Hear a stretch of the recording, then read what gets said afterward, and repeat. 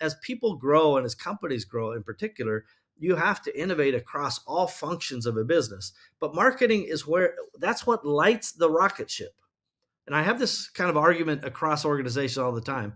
And they're like, marketing and sales, they take too much credit or whatever. But it's like the rocket ship never gets off the ground if you don't have good marketing.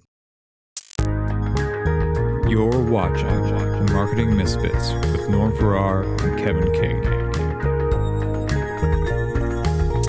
Norm, what's up, man? How you doing, buddy?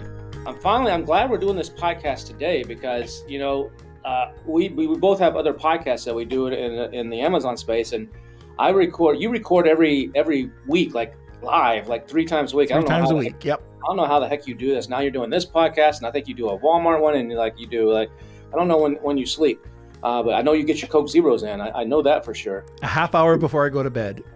There we go. And then you got to pee. How many times you got to get a pee in the night? Oh, I'm old. 4. I don't know. Depends on if it's a 12 ounce or a 24 ounce soda, right? I don't drink anything, and I get up 4 times a night. That's what happens when you get old. It's like I was just recording the other podcast I do, AM PM podcast. I recorded those in batches, so I just did like 22 of them over like a 10-day period. And right before that, we're doing this video now on these podcasts. You got to do video because everybody wants to see it on YouTube and they want to see our ugly faces for some reason. But we have a pretty guest today, at least, to actually help us, bring up the level in the room. But I had this big, huge canker sore. You ever had that happen? Did something break out like right in the middle of like when you're doing something? Maybe it's Kev, I'm covered in thousands of bumps right now. I don't know what the hell they are. So yes, I know what you're talking about. So I had this like big, huge thing. I should get a sponsor. Who's the sponsor that could actually sponsor, whatever, herpes of the lip or whatever the hell they call it. I don't know. We should go out and get a sponsor for that podcast and show before and after. This was 10 days ago, and now this is. But yeah, it's always fun doing this. I always remember right before my wedding when I got married, I got some huge thing on the back of my head. I had to go to the dermatologist, and they had to shave it. And there's like a little round spot, a piece of hair missing, and little size of a quarter on the back of the head with this like big bump. And I was like, man, I hope I can wear a hat or something to cover this thing up. But at least it was on the back, so you don't see it in any of the pictures or anything. But I'm sure someone coming up to me like, ooh, what's this? I don't want to give this guy a hug. What am I going to get? Just like right now, I'm glad I'm not sitting there next to you because I might break out in hives or something. And we got an awesome guest today. This guy. Yeah, Steve. His name's Steve Simonson. If you don't know the name, you're going to know the name after this because he doesn't know anything about anything.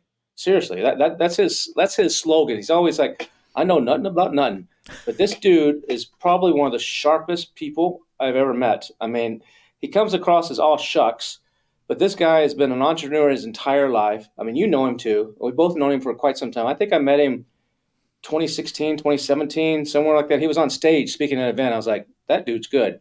And I met him afterwards. We invited him. He spoke in our event in Hawaii, the one that you were at in Hawaii. He spoke there. And then I've gotten to know him over the time. He and I ran a business together. And when we got into business together, I was like, damn, this guy is freaking on it. It's like he's a sharp cookie. So I'm really stoked to have him come on with us today because I think we're all going to learn some fascinating stuff. Steve, are you there somewhere? I think he's coming on. There we go.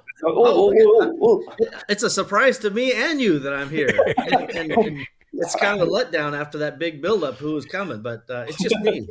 But you ever had one of those things, when you have to do a podcast or something, you have something on a big zit on your face or one of those crazy. Yeah. This is no longer Marketing Misfits. It's what ails you. I got a big thing on my elbow. I hit it with a ball peen hammer, and now there's a bump. I don't know why. Yeah. I can't sit. If you see me hop up and down on my chair, I've got a bump on my butt. Mine is 18. The number is 18. That's how many times I go to the bathroom at night. That's 18. Right. 18, everyone. You win. You just need to get one of those little buckets, Yeah, that's right. Those things like they have in the hospital. Something like that would be perfect. Yes. Steve, super happy to have you here, man. Thanks for coming on the Marketing Misfits, because we're just a bunch of misfits. Yeah. If you I do think it right, entrepreneurs are yeah. just misfits, right? I mean, you can't be an entrepreneur if you're not a misfit.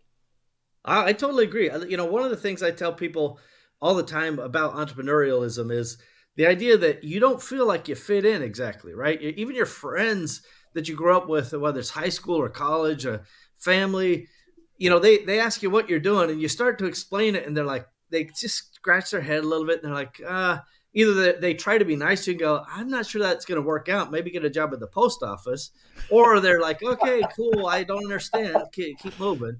So yeah, being a nutty entrepreneur is often being on the outside of the normal circles. And I noticed too, a lot of times, I don't know if it's you, but Norm, you're the oldest, right? Thanks, Kev. No, I'm no, no, not, 76. not on this podcast. I think you are the oldest on this podcast. I think actually. I am. You're the only one that can get Social Security in the U.S. I think right now. Probably you're not in the yeah. U.S. And to also be labeled a fossil. That might entitle you to a little extra. Yeah. There we go. It always seems like, though, the entrepreneurs are always like firstborn. I know, Steve, you're like first of like what? There's like 27 kids or something in your family. Yes, only nine, a very, very much more modest number. 9 kids in the family. Norm, you're the oldest, right? Yep. Yeah, I'm the oldest. So what is it?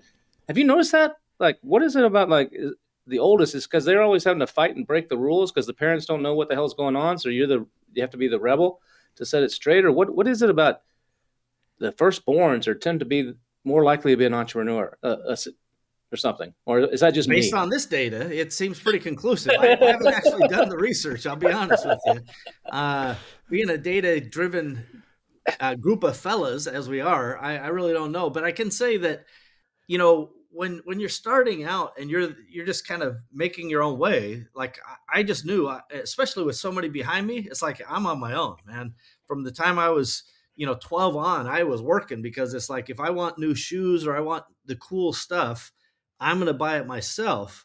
And so that requires, innovation is what we call it now, but it was just like, I need a job. Right. And so I did every kind of job you could imagine growing up as a kid, just to try to get some money in my pocket, and call it innovation or desperation. It's just, it requires you to act, and entrepreneurs fundamentally do something, and that's a critical difference.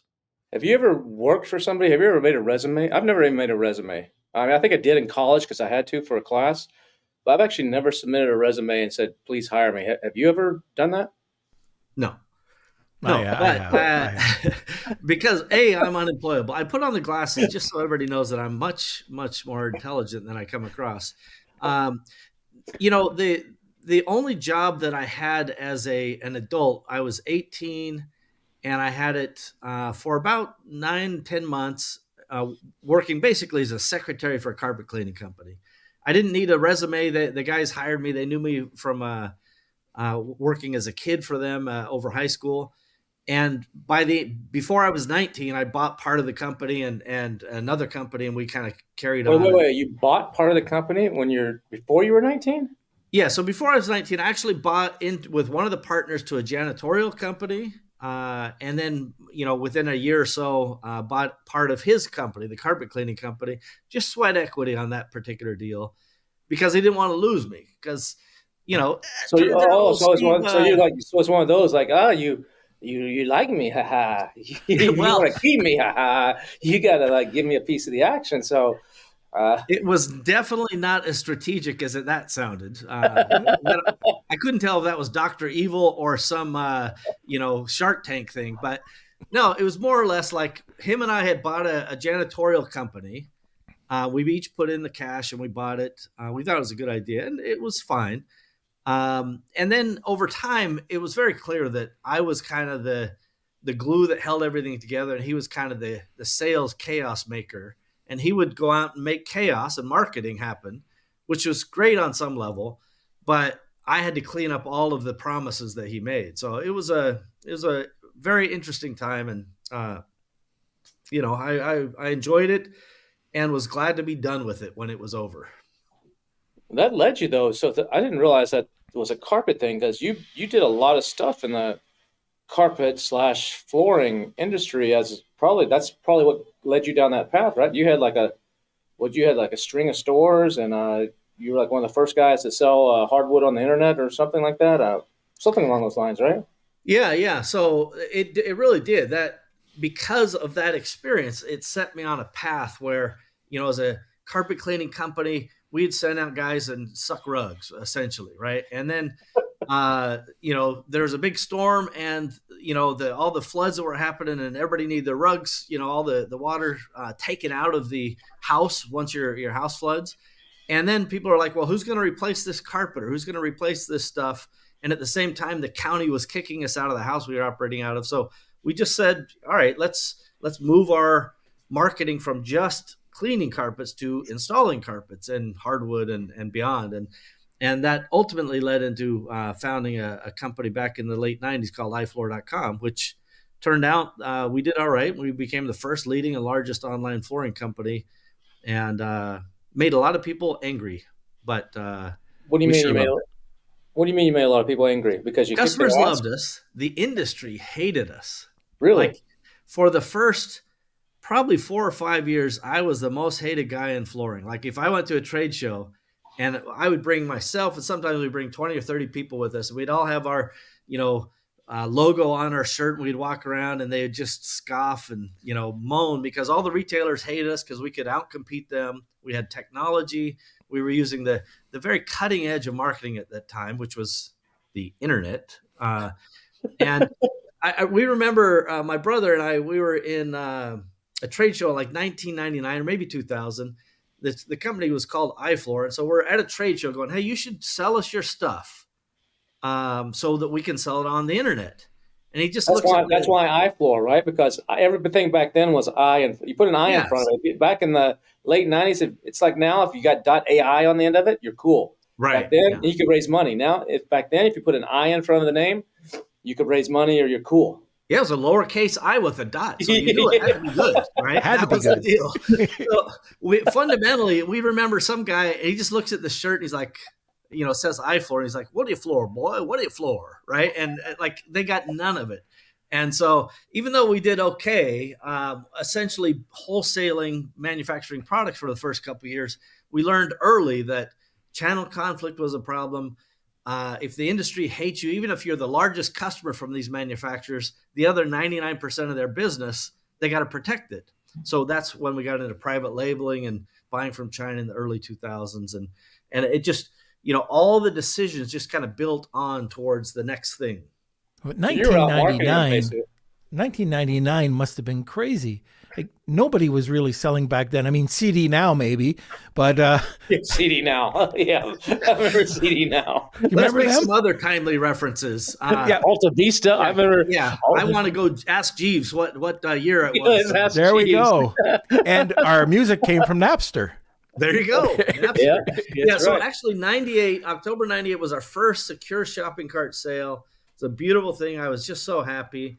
And then in early 99 is when we just kind of had the first marketing unbelievable .com moment / meltdown, right? And it was amazing. And I just loved every second of it. And it was also completely destructive. It turned us inside out. You ever go back to the Wayback Machine and look at your old stuff? I mean, I've done that sometimes where I look at some of my old early internet marketing days, and you go in the Wayback Machine. I think actually Amazon or something owns that now, or something, or somebody, Maybe. one of the big companies do. But you go back and it doesn't have every date. It used to have every date. So you could but now you pick, it's 3 days of a month or something like that. You can actually see what your website looked in looked like in 1998, and you look at some of that and you just cringe these days. I love it. I think it's hilarious. So my very first website was for my store called midlakes.com back in 96. There's still screenshots of it. And honestly, if people go to that Wayback, it took us hours, if not days, to figure out how to get a piece of tile and the word tile just below it. No shopping cart. You had to put extra space, a bunch of extra spaces, figure out how many space bars you got to hit. It was an outrage. This is HTML1, and it was terrible, and we hated it / loved it. We knew that's where marketing was headed. And that's an important thing. As much as we may be on the outside as misfits so often, it's I like to look at what's the next thing and then is it shiny object or is it a real deal, right? And that's hopefully something that entrepreneurs are doing on the regular. You know what's weird is a lot of people that I know now in our space, like I don't know if this applies necessarily to you, Steve, and maybe there's probably actually it does. There's something that I don't know, maybe we'll talk about in a minute. But when I'm talking to like Manny Coates from Helium 10 that started the Helium 10 in the Amazon space, he's telling me, yeah, back in the day, back in the late 90s, I had the website Twisted Humor. And I'm like, damn, that was your site? I used to steal jokes from that for my little daily email that I was sending out. That was you? And then Norm was telling me these story like, yeah, he was producing for celebrities and all these people, this technology. You remember the little dancing girls? You could actually pay for this service, and it would put a celebrity, or they could do little dancing girls, and it would show up on the bottom of your screen, and she would just like dance around on the bottom of your screen and then go off the screen. That was a hot thing. And that was freaking Norm. Cha-cha-cha. So it's like, I'm like, it's crazy when you start talking about this stuff that the younger generation has no clue. You know, they don't know what a Razor phone is, or they don't know what a pager is.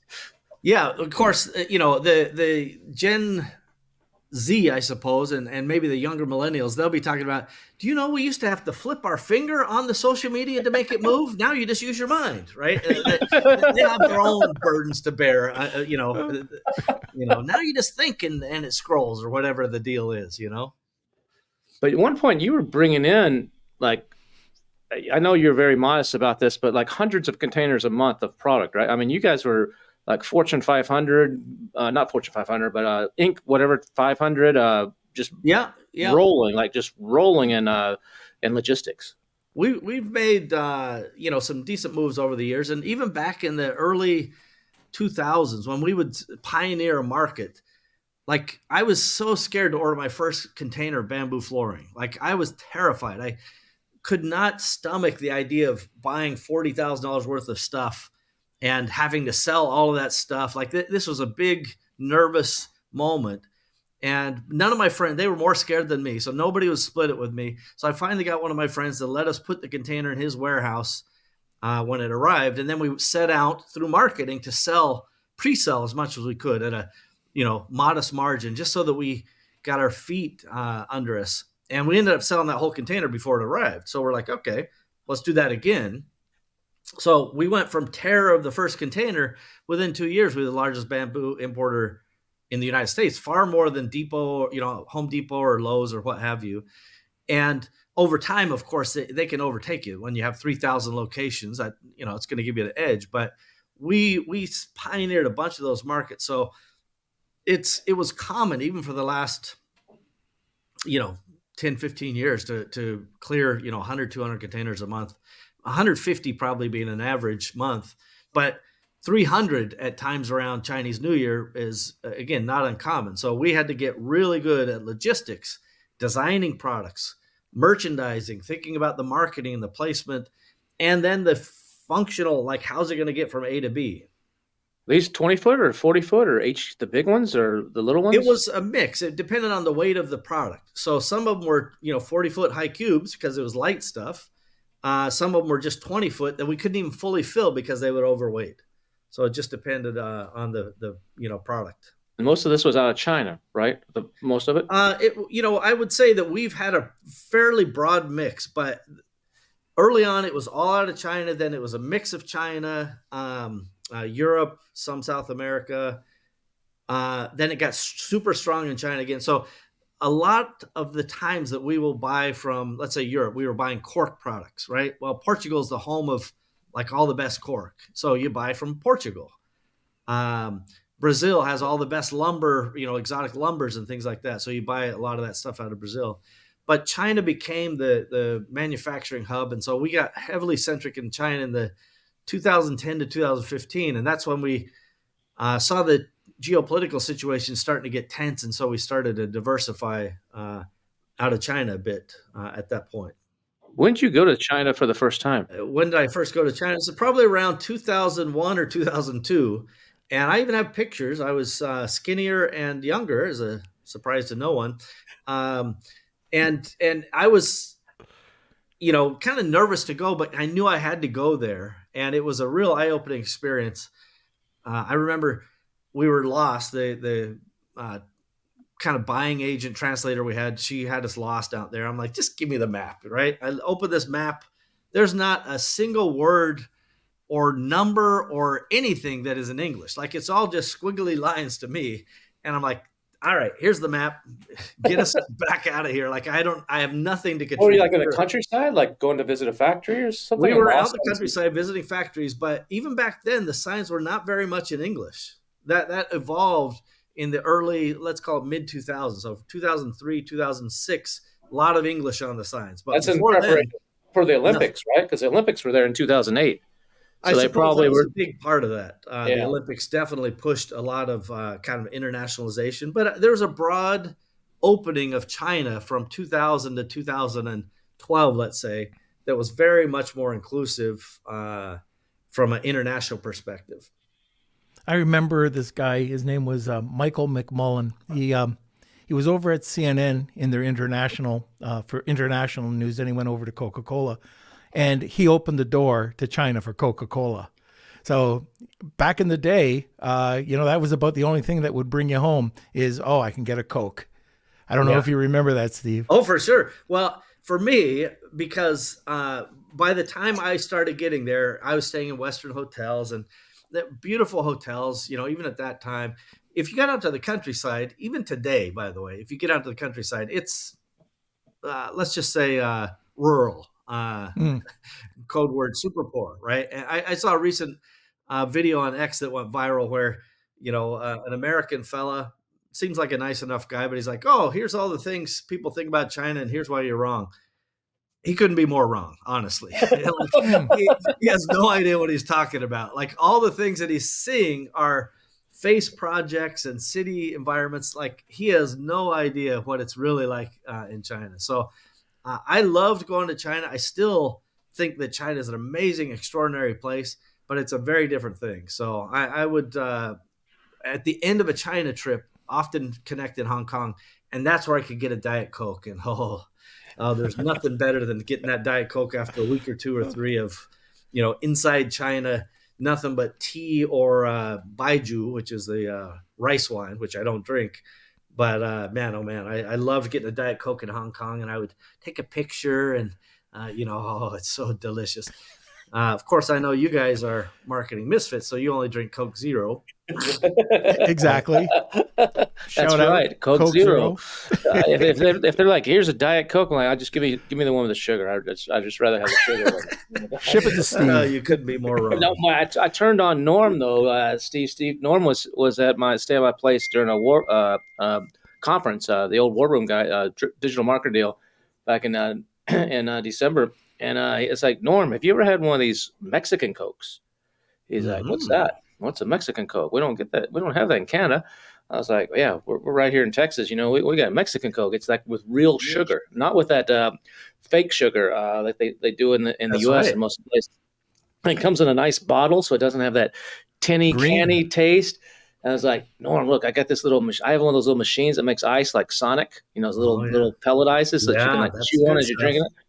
And so one night we're smoking a cigar and he's having his Coke Zero, and I'm like, I'll be right there. I'm gonna give me something to drink. And I get out my big old glass, put some of that little Sonic type of ice in it, pour me a regular Mexican Coke inside, and Norm's like, that's interesting. Man, can you mind if I try one of those? I was like, nah, there, try one. Every night after that, Norm's like, give me Mexican Coke. That stuff's legit. They get sold in Costco here. It's pretty good. Really? Yeah. Wow. No, I was kept as soon as it got down to 6 or so. It's Kev. Can we get some more for tonight? I know 6 will only carry us through the first part of dinner each. Sometimes, so Steve, when China's you're talking about that. You go and get your Diet Coke in Hong Kong. I remember the first time I went to Hong Kong, it was around about 2006, maybe 2005. And I go into McDonald's and I want a soda. And they're like, you want, I don't remember what they said. Small, there's like 2 sizes, maybe a small and large. Give me a large. And it comes out, it's like, 6 ounces or 8 ounces. Yeah, like an espresso shot. That's the large. I'm like, okay, give me 4. It was like crazy. It is quite different. And Yeah, I loved, eating in all the fun local places. Hong Kong's got great food, and China has all these different regions of great food. I really loved every minute of that. It was quite a special experience. But inside there was no getting my normal stuff. In fact, they would take Coke and add it to their wine, like 50-50, because they Oh, hated the taste of both. And for some reason, that helped them get choking it down. And I don't oh, like either of those, so I didn't have any part Oh, of that. I like to go back to those misconceptions. So I hear it all the time how China's economy is booming. Can you clear up a couple of these things? Because I heard you speak on this once, and it was or more than once, but it was amazing. I am amazing. I You agree are. with that. I think that was your main point. I was reading between It the was. lines. No, the reality is that's there what is she kind said. of a narrative that everybody's putting out there, right? And this has been going on for the past several years, which is like China's on the rise and America's on the decline. And Ray Dalio, who I like a lot of his philosophical thinking, but like he's just dead wrong on this. Although I have to say, in the last recent time period, the most recent time period to now, he has even started to say China's on a trajectory that they can't get out of if they don't make drastic changes. So the fundamental facts are these, as I see it. Their entire economy, a large part of their economy, let me say it differently, was built on real estate, and that whole thing was a giant Enron scam, right? It's complete house of cards. And that is a giant problem because it's 30% of their GDP. It's how the local governments get the majority of their money, like 60% of their money. And housing has basically crashed because it was a big pyramid scheme. And it makes, the Sam Bankman Frieds or the other, Ponzi scheme types of people look like just little tiny preschoolers, right? This is trillions and trillions of dollars. And I talked about this at one of Kevin's events, BDSS, a couple years ago. Evergreen was the first, to fall, but even the state-run real estate stuff is falling. And so when you start poking and prodding, going, well, if that's a lie and completely garbage, and what else is a lie and complete garbage? A lot of the way they do their financials, right? In even public companies, and this is why their public companies over the last 6 months have lost like $8 trillion of value. So there's like we're talking about their stock market in Hong Kong and inside of China have gone back to the late 90s evaluation. So imagine your stocks that you started putting money in the late 90s and you watch it just skyrocket to the moon. It's now back to where you began. Like that is, unprecedented. And China, they're a very large place and they have a captured market. So they have some advantages to kind of make this a slow car wreck. But make no mistake, it is wrecking, and that will have consequences for not just China, which is important, but also the world that relies on China. So There's still a China's lot of economy is uh, unstable, it's deflationary, and it's getting worse, not better. And every single move they make to correct it is making it worse because they're centralizing instead of decentralizing. They're saying the answer to this is, more regulation or more central government instead of going, let's let these wild, crazy entrepreneurs do what they do best. You have to have guardrails about things, especially in China, right? Because when they let the entrepreneurs do it, whatever, they added melamine to milk, right? Baby's milk, baby formula literally had melamine in it that like led to catastrophic consequences, or melamine in dog food, catastrophic consequences. So you have to have some guardrails around these entrepreneurs, but by and large, they're really smart. They're really aggressive, and if unleashed in a let's say reasonable way, they could do extraordinary things, but they're getting more and more constrained. They're being, tightened and tightened and tightened. And this leads to a very, I think, difficult situation for China. And it's not going to get better. It's going to get worse. how have they been balancing this between communism and entrepreneurship and cap? I mean, it's like a quasi-capitalism, but it's not capitalism because you look at like Shenzhen. I just saw something. I think it was actually in my newsletter actually that where Shenzhen and Shanghai have some of the highest concentration of billionaires in the world in those cities. And I think Beijing is in there as well. Um, but how they balancing that, and how's that playing out? I've always wondered. I've been there, I see it. I haven't, but I'm from a lot more about this delicate balance of that. Everybody's always looking around as it's going to get taken away from me or something. How's that It's really work over there? so for some time it was a celebration of that entrepreneur, right? Everybody knew Jack Ma, and everybody started to learn of some of these success stories. But all of these guys are getting run out on a rail, including Ma. Um, Mm. it's now like every rich person over there is like, don't say nothing, don't act ostentatious, don't show off my wealth, because it is, even though it's a face culture, you kind of, that's the normal thing to consider.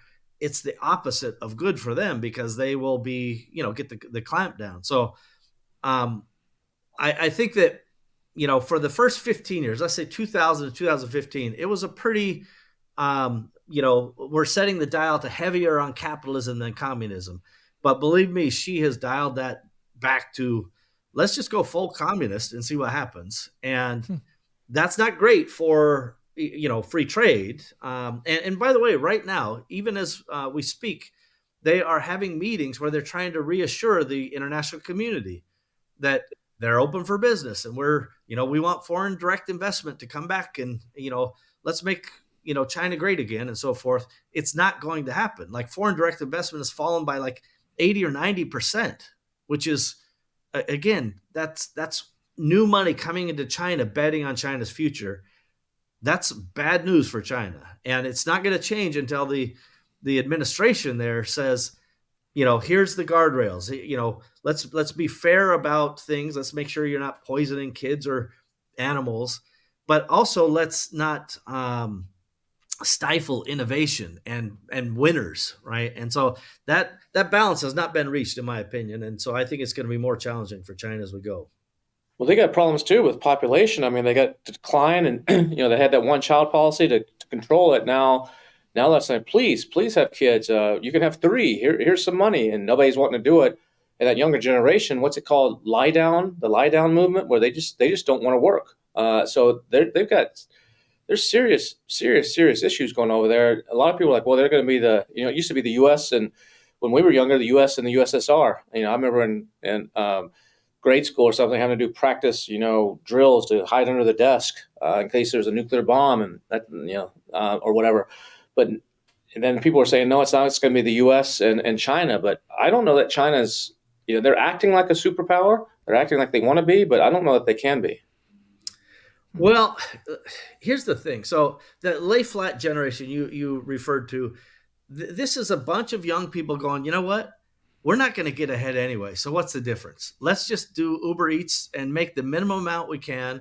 We're not going to go off and get married and have kids. We're just going to play video games and deliver, just to get by. And that's sustenance mentality, by the way. Whether that happens in China or anywhere else in the world, that's terrible, right?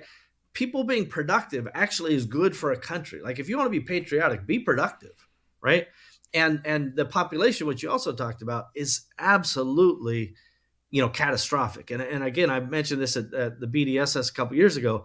The implosion of young people, and as a prominent figure in this space talks about, they're not just running out of kids, they're running out of adults. Like, the adults who can have kids are aging so fast. It's the fastest growing population, or fastest aging population in history.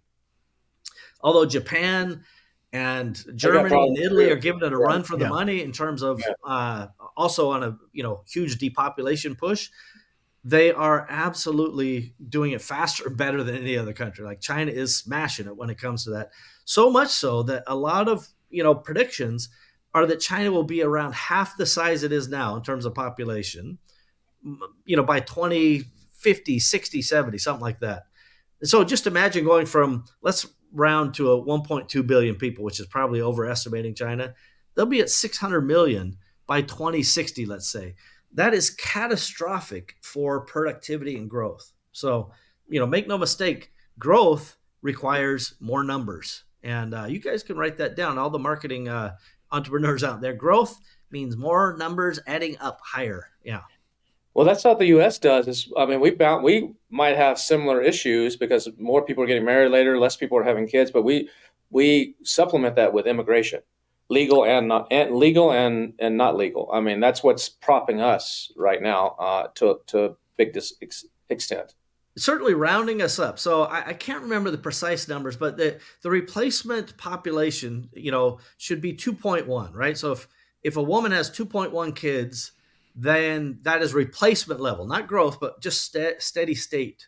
In the US, I think it's 1.7. So that's below replacement value without the help of immigration. I would prefer a ton of legal, high quality immigration and not just letting the slot machine run wild. But I'm not the guy in charge, so we're on slot machine plan right now. But China's like 1.1, so it's like, again, having the population over time. I have 2.1 kids. Well, there you go. Yeah. You still have an arm. You still have an arm. You still have an arm from that one, right? He goes around with one arm.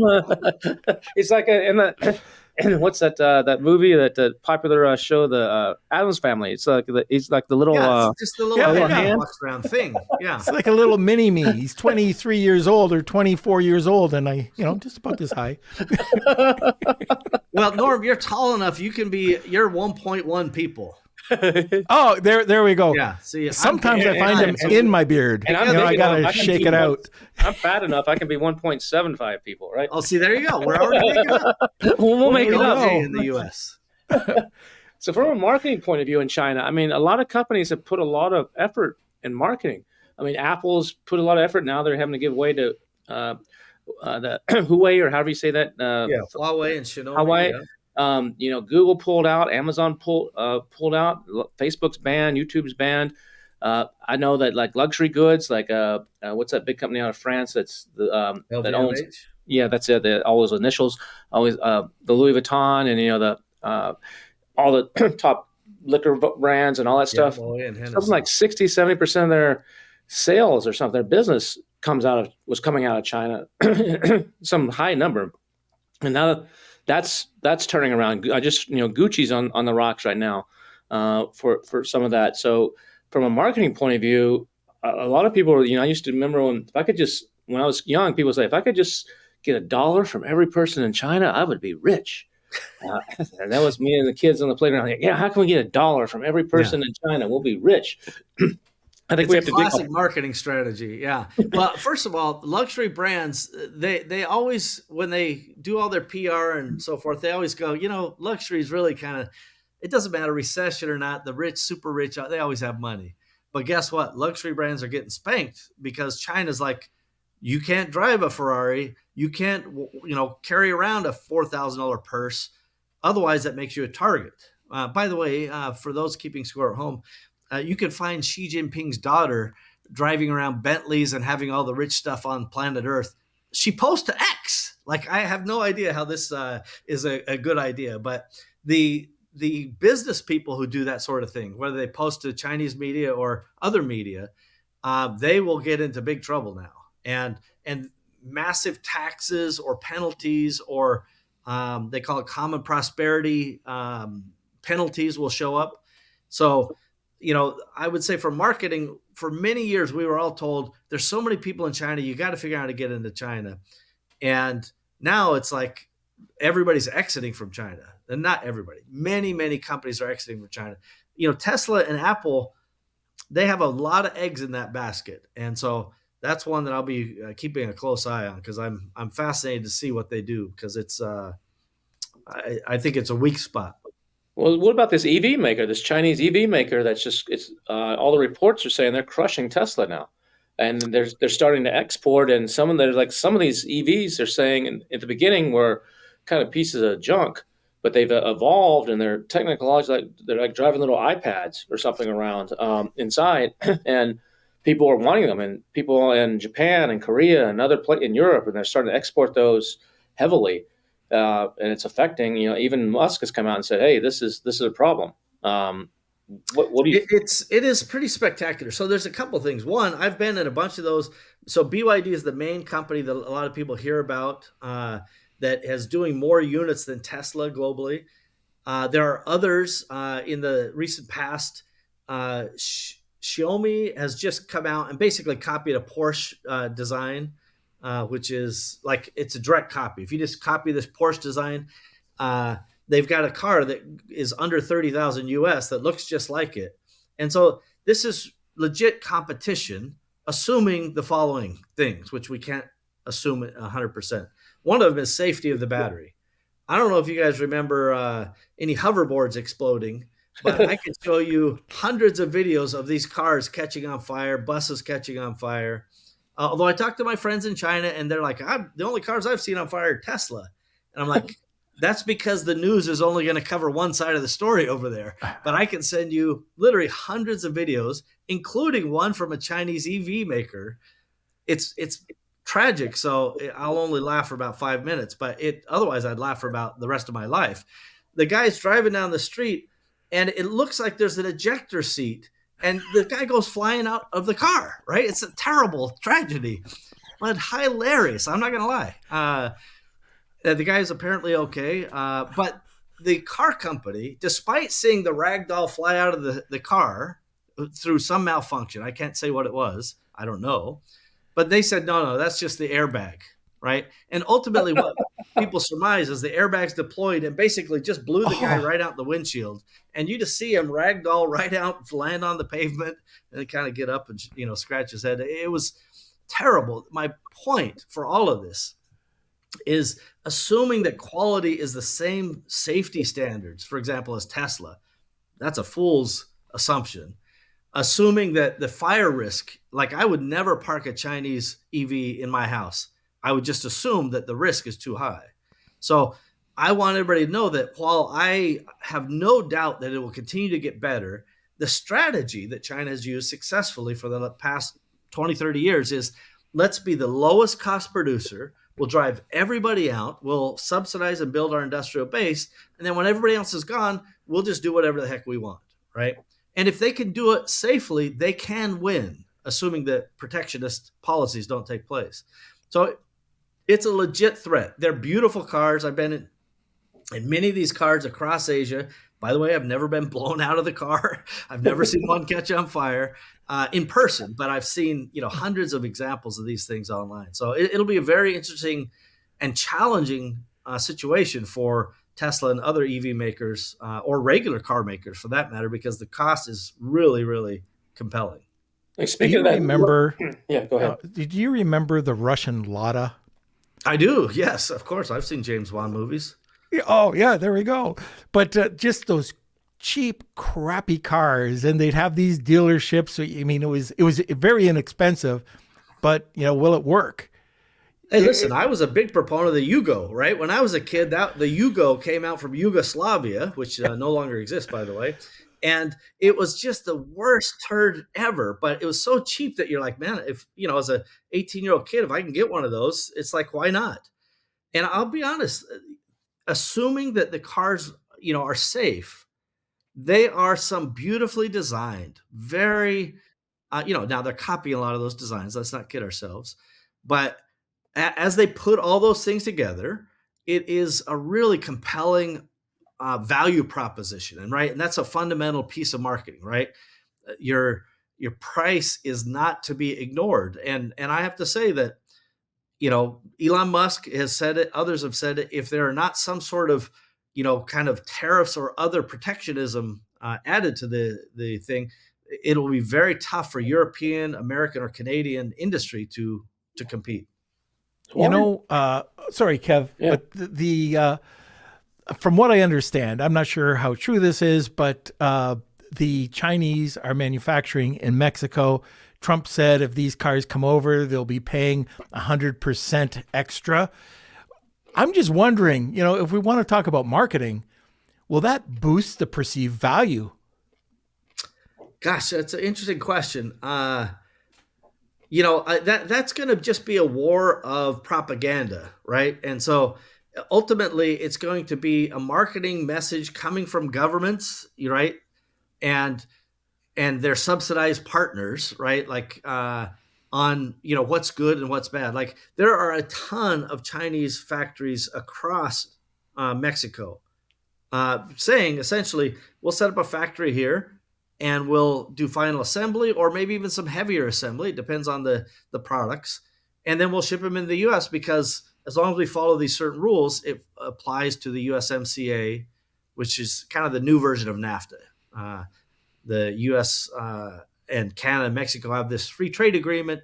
It's quite compelling for those partners as long as all the inputs are, let's just say fair. And so I do expect there to be some scrutiny depending on the administration, but even the Biden administration has a woman named Catherine Tai, who is the head of our kind of negotiating team, for international trade. And she, by the way, as a little how do you doing to China, her family is from Taiwan, right? So you've got a Taiwanese descendant negotiating on behalf of the United States. If that's not a political statement, I don't know what is. And she's been very diligent at trying to get the countries to honor these agreements. I certainly can't say I agree with everything a politician does, but she seems to be on the job. So there's no reason to believe that tariffs wouldn't get worse, under a Biden administration part two, or follow a similar strategy to Trump. They'll only say they're going to do the opposite of Trump until the election's over. Then they'll do whatever they think is prudent, ideally. China's always been good at copying, but not good at innovating. I don't know if that's a cultural thing or that they've stifled it. Or you look at India. India's never any good at athletics, pretty much. You think countries this big, they're going to have pockets of people that are good at stuff, but China's never had that. But you always tell every entrepreneur that's out there, whether in marketing, if they're ever going to consider buying something in China, they need to read the book Poorly Made in China. What does that actually tell you? What's the 30-second synopsis of Poorly Made in China for people? Yeah, so it's an important lesson, especially right now. So Paul Midler wrote a book, I don't know, 15 years ago, maybe 20 now, called Poorly Made in China, that essentially says, here's how China thinks about selling to foreign buyers, right? And it's always about, let's have a good, face relationship. Let's talk. We're going to say yes, we can to everything you ask us, and we can do it. Whether we can or not is irrelevant. That has nothing to do with our answer. Yes, we can. In Chinese, it's kai, right? You say, hey, can you make this in a circle? And they're like, kai. And you say, how about a square? Kai. How about a hexagon? Kai. And then you come back to place the order. They're like, we only do ovals. And you're like, wait a minute. I gave you and they're like, do you want the oval or not? Right. And they'll have a little more sweet talk around it. But the whole point is, you have to know your adversary. And Paul did an extraordinarily good job of articulating that book, Margin Optimization, which we all came to know as product fade. I think he actually invented that term and developed this concept that maybe your first order's pretty extraordinary, pretty awesome. And then it ticks down in quality because they will just kind of margin optimize things that they don't think you can notice. And if you're not vigilant, and I mean maniacal, about checking every little thing, you're not trading with a full power that you're being traded against, right? Trading is for and against, right? That guy's against you and you're for you. You have to be a good judicious, hardcore player.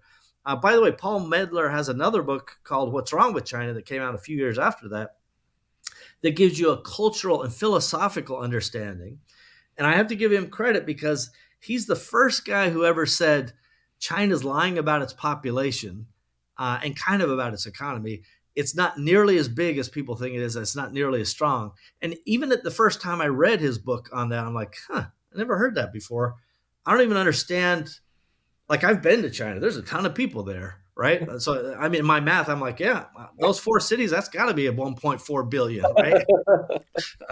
The traffic was terrible, but he was really, really instrumental in that. So I'm a big fan of Paul's and think that, those two books combined give you enough of a leveling of a playing field to give you some insight into China. And that maybe that perks your curiosity and you go, further and decide, the present value of China, the future value of China. Everybody can have a different equation on that. But, I just saw this story. There's some American executive that was working for, I think, a Fortune 500 company who was based in China, got into owes like $7,000 or something on some. I don't know what exactly he owes. Owes $7,000. He's blocked from actually leaving the country. He's been blocked for years. It's like on his little permanent card. So I don't even know if he can take the subway or take the bus because they have this system. I remember you've said something like, "Yeah, I'm not so sure. I actually right now, if you're a high level executive or high profile, you might want to think twice about actually visiting China." I'm not putting on my to-do list to go back to China anytime in the short term, or Hong Kong for that matter, because it's basically the same, or Macau, also the same at this stage. And they've passed a bunch of laws that are so squishy, like an espionage law. Like, I'm not a spy, but if you say something negative or speak in this way with candor, like I'm kind of, I loved going to China. I love the food. I love the people, but just like I don't like some American policies, I don't like some Chinese policies, right? I can be a critic of that. In my own mind, I can be, but not publicly. Like, China will not tolerate that. So if you've published anything negative, whether it's social media or formalized media, or been on a podcast like this and talk things that are not just flowery about China, I would give it a second thought, because the espionage law could apply to you, and that could block all kinds of potential things. Whether or not it would impact you, I can't say. But I actually, to both of you guys, I'm going to introduce you guys to a leading China attorney that you guys can talk to for your future podcasts. And he will give you, so you don't have to just listen to Crazy Steve. He'll give you countless pieces of, let's call it evidence of, kind of the chaos that is sometimes China. And again, I still buy a lot of stuff out of China through some of the companies I've sold, and I'm still kind of responsible for that supply chain. But I think it'll change between now and 5 years. It's a dynamic situation. So the opportunity is quite good, price-wise, negotiation, currency. Like, you can get everything you want right now out of China because they're desperate for orders. As long as the geopolitics hold up, that means it's a very good opportunity. But for resilience of a supply chain, I would do everything I could to build it outside of China if it's even remotely close to China right now. What do you think about the business environment in the States right now? I live up in Canada, and all right, so a little bit more socialist, but you're going down to this just Really? a little bit. Tad. They think a little he's bit. a raging capitalist up in Canada. Just Marx a tad. I'm saying. Marx can't get enough of Canada. Hey, I got to watch it because they do monitor, right? That's true. Yeah, actually, Norm could get in trouble for saying anything. Hopefully, didn't that happen to you during the pandemic, Norm? Weren't they reading? Yep. They were reading your text messages or something, right? So yeah, what happened was, and my son says this was just a feature of Apple, but as I was sending messages, updating my friend Paul Barron about what was happening at the truckers, the whole convoy, they were being deleted. So I have 4, and I said, Paul, did you get these? He got the message, but they were deleted. And I'm not sure if that's an Apple thing or I've never had that happen before, ever. But when Apple we talked Canada about thing, well, it's a fair question. Like, honestly, Norm can have some problems in Canada for speaking freely, which I find remarkable, absolutely, to be candid. But the environment, there is some laws that there is a real law that has consequences for Canadians speaking freely. Yes, really. Yep. I actually didn't know that. Okay. Yeah. By the way, I think Ireland just rejected their law, but Scotland just passed a similar law. In the UK, people are in jail for speaking freely or posting memes on the internet. Like, it's way worse from a free speech perspective than I've ever seen it. But from a pure business U.S. perspective, there's a lot of business getting done. I do think that people are trying to tighten up. I think there's some economic pressures. So I would say, looking for the highest ROI activities, especially marketing, is the logical answer to any time period, whether it's recession. There are countries like the UK and, Australia is probably technically in a recession. Germany's in a recession. Like, all these companies in recession, even if the US is not in a technical recession, everybody's going to be tightening up and trying to get operations and everything organized. So I would say, being diligent about knowing your numbers is not a trite, thing to say. It's a legit, like, know every number on your P&L. Why are you spending the money? Is it a good ROI? Where would you put more money that would have a good ROI? I think that's good advice for any entrepreneur. I remember someone told me once, and it's a philosophy that I've lived by, and maybe you can tell me if you agree or want to add something to it or disagree. But all business comes down to two things: that's innovation and marketing. Those are the only two things that ultimately, when you drill it all down, those two things is all that matters. Would you say that's true based on your life's experience of running businesses? Because it sounds like from the carpet stuff, that was you were innovating with one of the first guys on the internet, and you were marketing differently and pissing everybody else, upsetting the status quo. But it seems like that's everybody that gets ahead. It's a combination of those two things that they're putting together, and Yeah, just I pouring think the gas on it. it's interesting insight. The best part of that statement is that innovation can be applied to all kinds of different things, right? Not just innovation in marketing, but innovation in, how do you scale your team? How do you scale your supply chain? How are you, dealing with your systems? Like, all those things are innovation. So, back in the day when we're sucking rugs, we didn't need, to learn how to import 200 containers a month, or, think of, Facebook, when it was just, Mark and his buddies that he eventually kicked out and got sued by. But it's the Winklevosses and Zuckerberg just kind of hanging out. They didn't have to have a giant HR thing, right? And they didn't have to have a big, office. How do you manage office buildings? Like, all those things are innovation. So as people grow and as companies grow in particular, you have to innovate across all functions of a business. But marketing is that's what lights the rocket ship. And I have this kind of argument across organizations all the time. And they're like, marketing and sales, they take too much credit or whatever. But it's like, the rocket ship never gets off the ground if you don't have good marketing. Like, if you don't have a good offer, you're not innovating in that space. And in fairness to all my operations and fulfillment side of the equation, the service side, we don't stay in the air if we don't do those things right. So you have to do all of it. But your rocket ship never gets off the ground if you don't do marketing right. How is AI going to change this? You're big into AI, and you're big into playing with it and looking at that. I think it was you that said, AI is like is equivalent to the invention of fire or something like that. What are you seeing? How's AI going to revolutionize all of our businesses, all of our entrepreneurship? Is there going to be $1 billion one-person company? Is there going to be, how's it going to affect the marketing side of things? What are you seeing on AI, and what changes people just aren't paying attention to that need to wake up, and or they're going to be like really screwed? Gosh, it's such an important question. When all this ChatGPT talks first started in, let's call it late 2022, I didn't know if this was like a Cabbage Patch Doll mania, or, what were those little bears that were stuffed in the 80s? What were those things called? What were they called? Not the Care Bears. Everybody's buying. Beanie What was Babies? it? The little Beanie Babies. Beanie Babies, yeah. Like, it had a real Beanie Baby vibe to it. I'm like, oh yeah, we're all gonna get into this. Yeah, that sounds really good.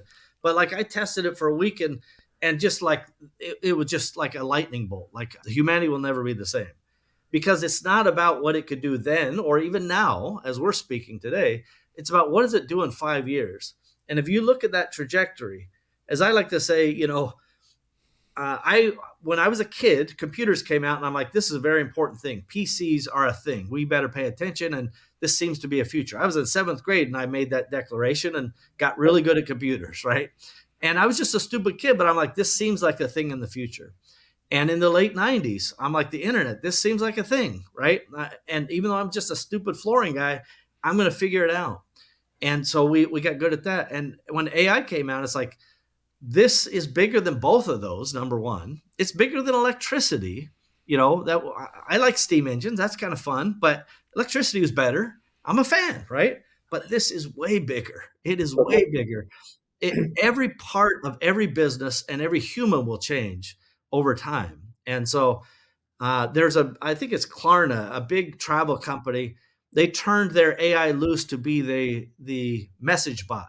So in years past, not that many distant years past, you go to the message bot and it's like, oh, you have a question. Is it about customer service? Click here. Is it about, making an order? Click here, right? And same with the IVRs on the phone, right? Press one for this or press, and instead of us just yelling representative, right? Now you can just talk to it in whatever language you want and it'll respond. And Klarna was able to handle 2.5 million responses in the course of a month by AI, and that was the equivalent of 700 full-time people. Sure. Okay, so first that was a huge added capacity. They didn't fire 700 people; they just added this capacity, and their customers used it. Now the question is, how did the customers like it? Well, they had a better first resolution than any human, and a better customer satisfaction than the humans. So now you start to go, well, why would you have humans if they're worse at it, right? And less available and more problematic, right? So there is going to be an evolution of things that we do, whether it's in marketing, and by the way, creation of content in AI is already pretty amazing. Like I would be using AI in every part of your marketing department first. That's the easiest one. And then AI will adapt into operations and finance and things like that over the course of time. So it's super exciting. It will change everything. I can't imagine a business in 5 years being on a leading position who's not fully embraced the AI first mentality. It amazes me how many people haven't played with it. I saw some number, something like 24% of the population has dabbled on OpenAI or ChatGPT or something. Which is not a lot, but that just means they oh yeah, okay, they looked at it. It's like my dad, I showed it to him, so he would be in that 24%. But people that are actually using it day in, day out, it's not a whole lot when you put it in the big picture of things. It's still a very small minority of people, and I think a lot of people just don't get it. I mean, I was just at a AI conference a couple weeks ago, and there's a guy up on stage he's saying basically exactly what you're saying. He said, I got 162 employees in the Philippines doing my customer service for me. He jobs this out as a service. He's like, I'm about to go in there and I feel really bad about this, but I'm trying to do things. But I got this new software where I only need 5 of them. And the rest of them I don't need. I'm trying to be a good guy and find other uses and keep them in the business. But it's going to turn upside down that economy of that service economy. That's a heavy percentage of the Philippines and parts of India are based on that. It's going to turn some of that upside down. But you said, like electricity, you're a fan of electricity, but electricity is probably the big stumbling block when it comes to really mass adoption of AI, isn't it? Because the power it takes right now and the energy it takes between that and all the crypto stuff is going to be a bottleneck, because especially like in the US where our infrastructure is pretty decrepit right now. It'll be interesting. The truth is, I think a lot of these models, many of them will be open sourced, and many of them will be runnable on an iPhone or your laptop. So you don't have to hit the GPUs that are super expensive. But by the way, I saw a number recently that $50 billion is spent on GPUs at NVIDIA that have produced $3 billion of revenue.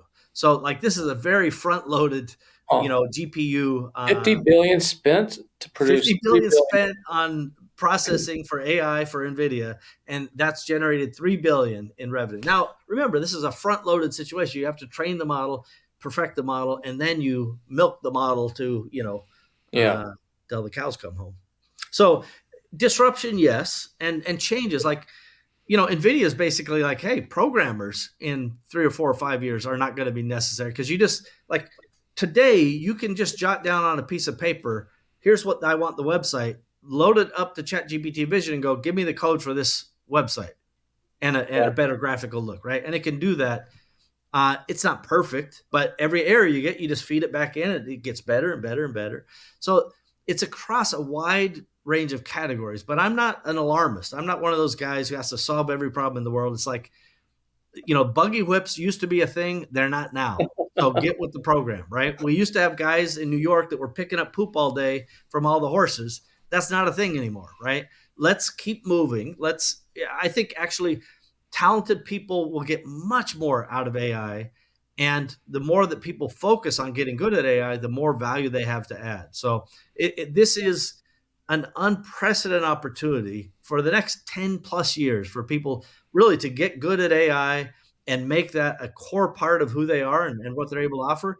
They will have nothing but upside in terms of their future career, business, whatever. No question. There's still going to be these people that want no part of it. I had a doctor, he retired 2 years ago, and he had no computer. Great doctor, no computer. And he had Post-it notes all over his wall. Like, there was hundreds of Post-it notes. I don't know how he kept track of them. And I'm sure there's going to be people like that out there that are just going to refuse to use it. I don't know how they're going to get around it, but yeah. you But got to listen, use more power to them. Nobody's going to force them except the market, right? So if they can keep going and doing what they want to do without impacting them, more power to them. But I talk to people all the time and they say, oh, I used it once and I asked it this question and it was wrong or it was dumb or it was, I'm like, okay, cool. You just keep doing that. See you, little buddy. You're not prepared for the future. Like, this is, I've put in stuff in the AI and had it give terrible results back. In many ways, it's actually gotten lazier in the last 6 months, not better, right? And some of this is them trying to manage the GPU usage, like at OpenAI or whatever. So sometimes it's actually gotten worse, not better. But fundamentally, the winners will continue to innovate. Grok just went, in open source. There's other open source models that are going to work. Those will be unrestricted. Brilliant innovators will be able to use those and apply, language models to many different factors, lots of different hardware. So power is not going to be the issue. Accessibility is not going to be the issue as long as we make sure that, Microsoft, Google, and, Apple don't, make this thing all their own. But man, oh man, it is an exciting time to be alive. Like, can you imagine, we're here at a moment of history similar to, like I say, it's like the invention of fire. Like, humanity never changed as much as the invention of the wheel or fire, in my opinion. And this is one of those pivot points. And it's super exciting. Yeah, I kind think of scary though, because you have to figure out where you're going to go. My son's third year med school, and where's that going to affect? Did I just put you through med school? Did I have to work for the last 3 years, and you're going to end up being a starving artist? Who knows? Did you say med school? Yeah, med school. Yeah. Well, listen, that has unlimited upside for it does the healthcare to make people better and have fewer mistakes made in medicine. But the doctors don't disappear. Like, they're still going to be doctors. But it's the guys. Honestly, that if I'm in the arts, right? You see OpenAI Sora, like.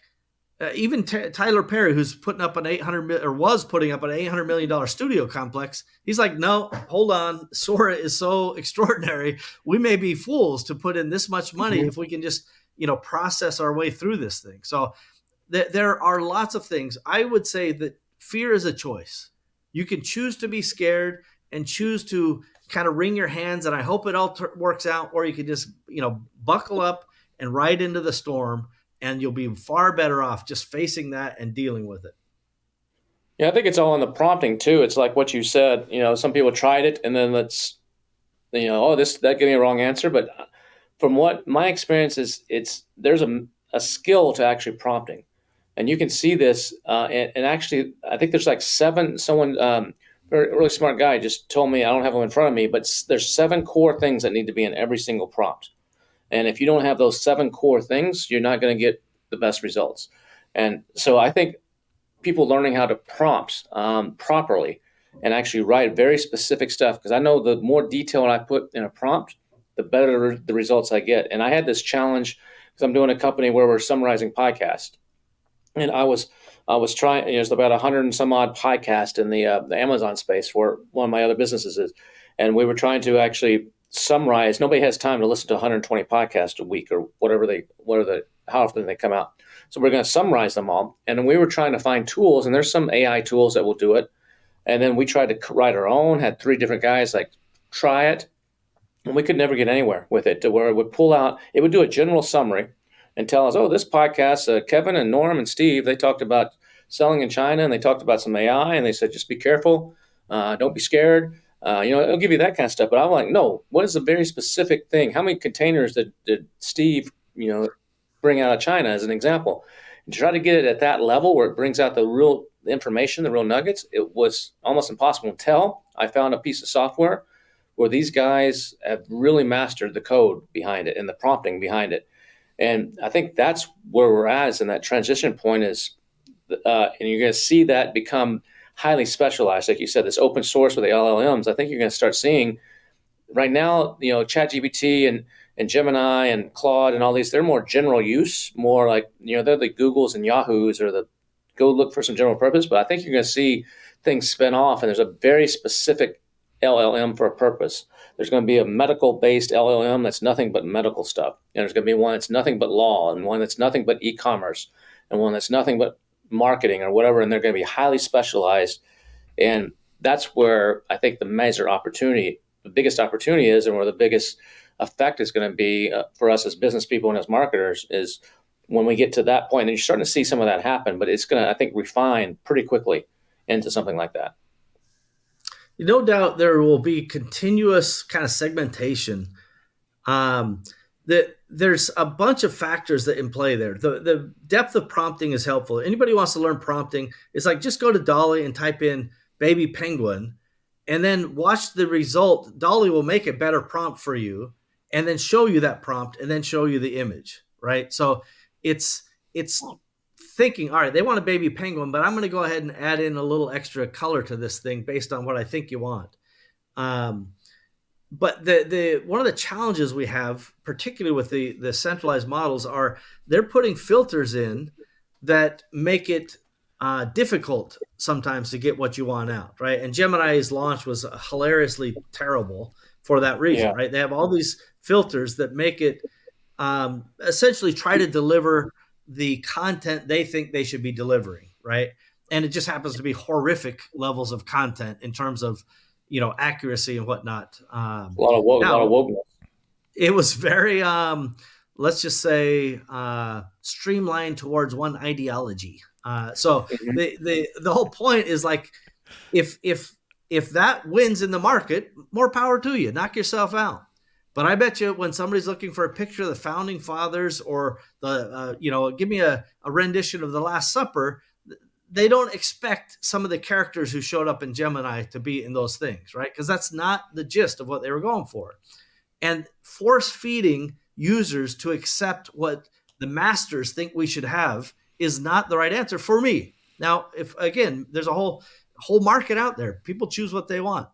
My guess is that fewer filters, more flexibility, more precision, and specialization that Kevin talked about is the way forward. And there will be micro ways of doing that. I have my entrepreneur mentor filter that has, 900 plus uses according to ChatGPT.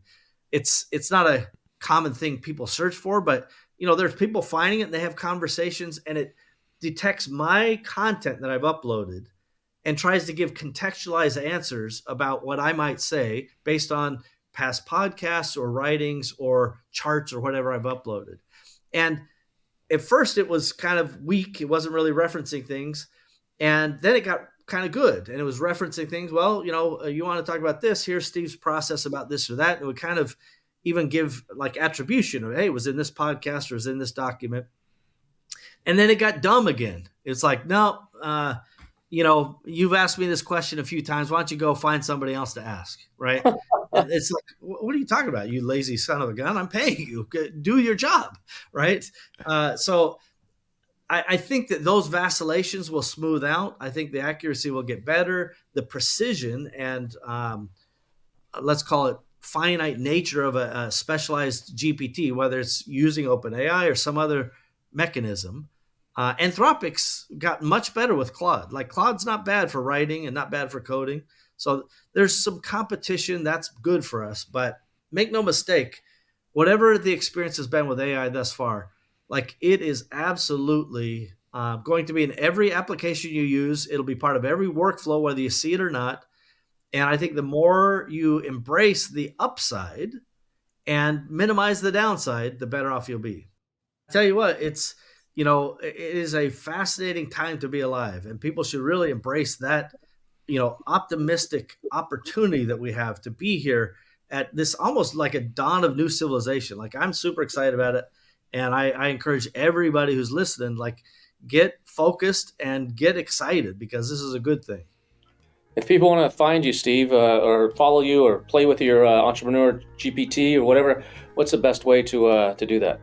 Yeah, I think I've got some links on stevensimonson.com. That's with a V. And I think that's got a link to my, it's an entrepreneur mentor. By the way, it's a free thing. I don't charge for it, but you do have to have a premium subscription to OpenAI's ChatGPT to make it work. And there are other things. You can find me sometimes on the Awesomers podcast, and parsimony.com is where I spend most of my time right now. So I always love entrepreneurs. So anything I can do to help without it costing me time or money, then I'm down. Awesome. Thanks, Steve. Appreciate it, man. We'll see you soon, I'm sure, somewhere. No doubt. Thank you, sir. Norm, if you ever get out of Canada, it'll be nice to see you. Oh, yeah, it's getting past the border, right? Yeah. All right, fellas. All right. Okay, Thanks, Steve. See you later. Cheers. Bye, everybody. Yeah. Thanks. Bye.